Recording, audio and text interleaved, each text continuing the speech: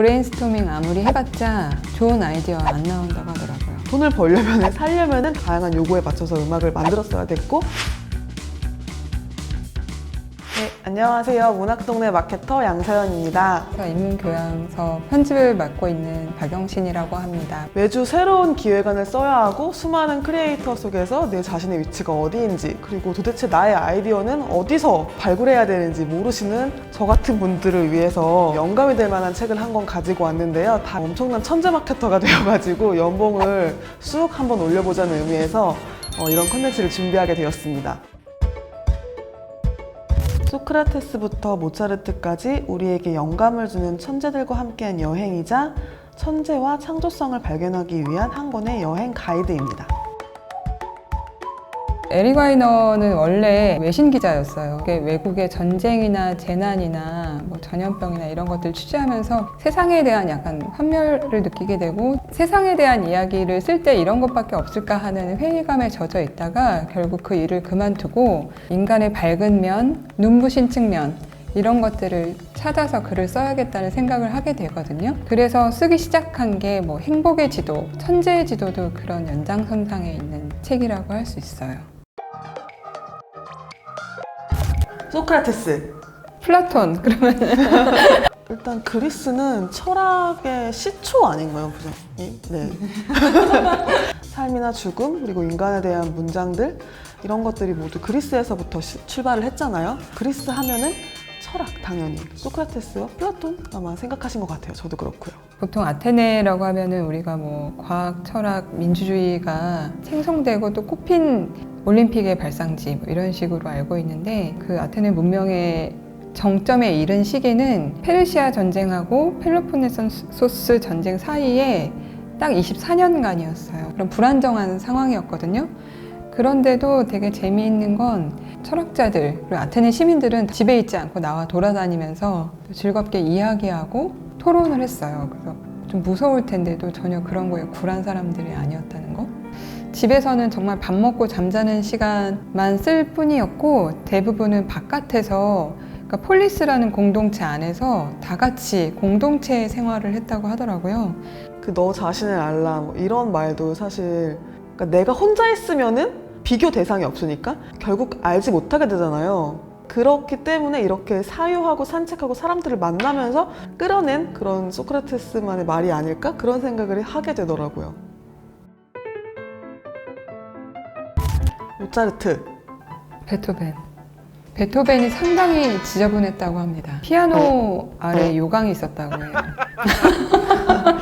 네, 저도 그 얘기 들어본 적이 있어요. 네. 네. 모차르트 같은 인물이 탄생하게 된 배경에 대해서 이 책에서 얘기를 하고 있는데, 음악을 원체 원하는 사람들이 많아서 굉장히 다양하고 다채로운 작업을 모차르트가 할 수밖에 없었다고 해요. 그래서 그런 생태계가 조성이 되다 보니까 돈을 벌려면 살려면은 당연히 다양한 작업, 그리고 다양한 요구에 맞춰서 음악을 만들었어야 됐고, 그것이 바로 이런 재능을 가진 모차르트라는 천재를 만든 것 아닌가? 18세기 오스트리아 빈 같은 경우에는 그 요제프 황제가 음악가들에 대한 지원을 전폭적으로 하기도 했고요. 에릭 와이너는 여기서 일종의 공동 천재다라고까지 이야기를 하는데, 거의 모든 사람들, 여기서는 귀족, 일반 시민뿐만 아니라 하층민까지도 악기를 다 다룰 줄 알았고 감시관이 굉장히 뛰어났다고 얘기를 해요. 그만큼 굉장히 까다롭고 엄격한 기준을 음악가들한테 들이대기도 했던 거예요. 그러니까 일종의 음악 평론가들이 득식을 했던 건데, 어떻게 보면 요즘하고도 좀 연결되는 것 같아요. 왜 BTS들도 아미가 응원해준 덕분에 미국 라디오에도 처음 소개가 되고, 네, 맞아요. 네. 힙합이 굉장히 세계적인 인기를 얻고 있는데 가장 큰 공헌을 한 것은 팬덤이 아닐까. 스티브 잡스? 저희 지금 다 아이폰 아닌가요? 스마트 뭐뭐 이런 거의 시초는 바로 스티브 잡스 애플에서부터 시작이 됐다고 생각을 해요.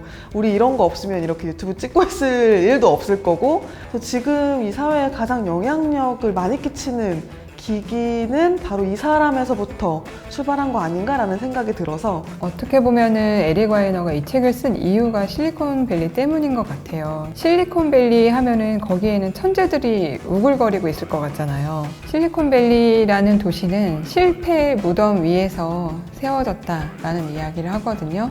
수많은 첨단 기기들이 그곳에서 생산이 되고 있지만 사실은 그렇게 되기까지에는 수많은 개발자들이 실패를 거듭해왔던 역사가 있기 때문에 가능했다. 천재성이라는 거는 어느 정도 낙천성이 뒷받침되어야 하는 것이라고 말을 해요. 근데 이 낙천성이 굉장히 미국 내에서 많이 보이는 곳이 바로 이 실리콘밸리라고 하거든요. 어떤 아이디어를 들고 미국의 다른 도시에 가서 얘기하면은 그게 뭐냐고 이렇게 지탄을 받을 아이디어인데 실리콘밸리에 가져가면은 그거 왜 안 하냐며 지금 당장 실행에 옮기라고 하는 분위기라고 해요. 그래서 이러한 분위기가 실리콘밸리의 천재들을 만든 것 아닌가? 그렇게 할 수 있었던 원동력이 된 것 아닌가? 이런 생각이 들더라고요.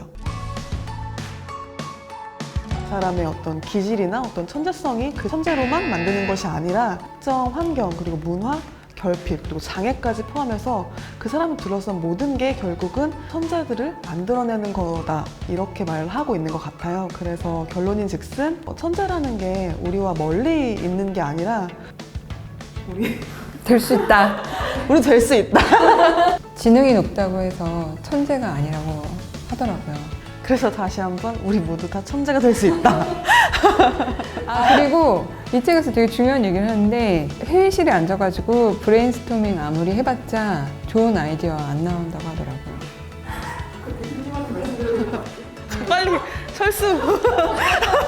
이거 끝나고 다 집으로.